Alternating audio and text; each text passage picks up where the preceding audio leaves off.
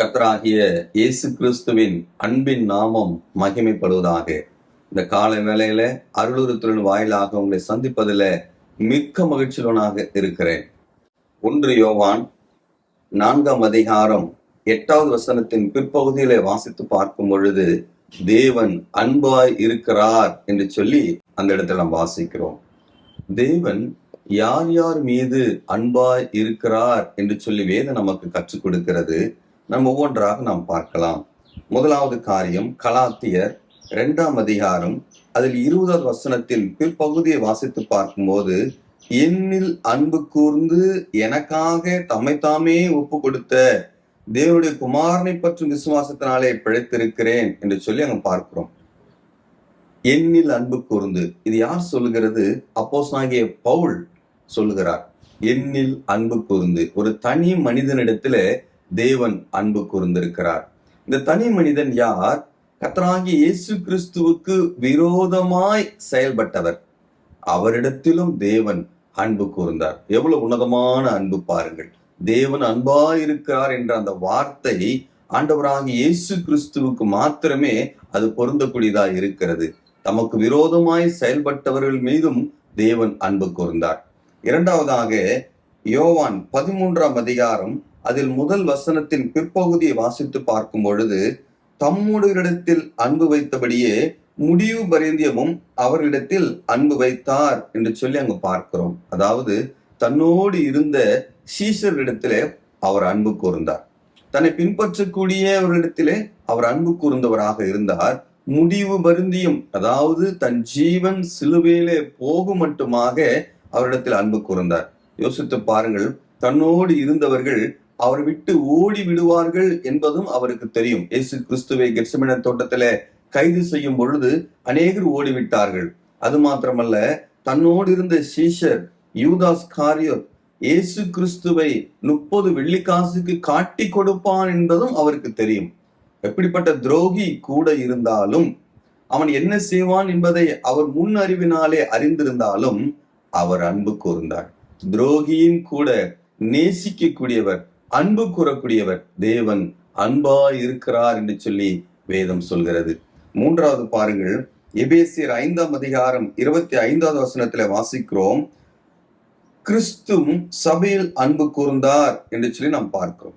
கிறிஸ்து சபையிலே அன்பு கூர்ந்தார். கணவன் மனைவி எவ்விதமாய் அன்பா இருக்க வேண்டும் என்று சொல்லி சொல்லக்கூடிய பகுதியிலே சபைக்கும் ஒப்பிட்டு அங்கு ஆவியாளர் பேசிக் கொண்டிருக்கிறார். கிறிஸ்து சபையிலே அன்பு கூர்ந்தார். சபையிலே பலதரப்பட்ட மக்கள் இருக்கலாம், ஆனால் கிறிஸ்து சபையிலே அன்பு கூர்ந்தார். இன்று நாம் எப்படி இருக்கிறோம்? நம் அருகாமையில் அமரக்கூடிய, பக்கத்தில் இருக்கக்கூடிய, நம்முடைய பக்கத்து சேரலை உட்காரக்கூடிய ஒரு இடத்துல நம்ம அன்பு கூறுகிறோமா? சபையில இருக்கக்கூடிய எல்லாரிடத்திலும் நம்முடைய அன்பு அங்கு பொதுவாய் இருக்கிறதா என்பதை இந்த காலை வேளையில நாம் சிந்தித்து பார்க்க வேண்டும். கிறிஸ்து சபையிலே பாரபட்சமின்றி அவர் அன்பு கூர்ந்தார். பிரியமானவர்களே, அடுத்ததாக 4ஆவதா நாம் பார்க்கும் பொழுது வெளிப்படுத்தின விசேஷம் 1 அதிகாரம் அதில் 6வது வசனத்துல வாசிக்கிறோம், நம்மிடத்தில் அன்பு கூர்ந்து நம்ம ரத்தத்தினாலே நம்முடைய பாவங்களை நம்ம கழுவி என்று சொல்லி அங்க நாம் பார்க்கிறோம். நம்மிடத்துல அன்பு கூர்ந்து உலகளாவிய சபையில அவர் அன்பு கூர்ந்திருக்கிறார். பூமி முழுவதும் இருக்கக்கூடிய கர்த்தருடைய பிள்ளைகள் மீது அவர் அன்பு கூர்ந்திருக்கிறார். இன்று நமக்கு அருகாமையில் இருக்கக்கூடிய வேற்று சபையாரிடத்தில் நம்மிடத்தில் அன்பு கூற முடிகிறதா?